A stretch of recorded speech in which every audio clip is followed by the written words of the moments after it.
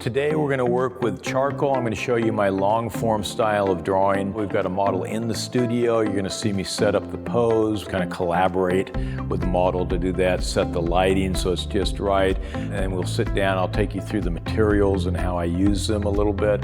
But mainly you're just going to get to watch me draw and try and push around that charcoal and have fun. And it's a great foundation for painting if you're a little intimidated by color. Steve Houston is an internationally renowned painter and draftsman who has worked for such clients as Caesars Palace, MGM, Paramount Pictures, and Universal Studios, and has taught drawing and painting at Disney, Warner Brothers, Blizzard Entertainment, and DreamWorks Studios.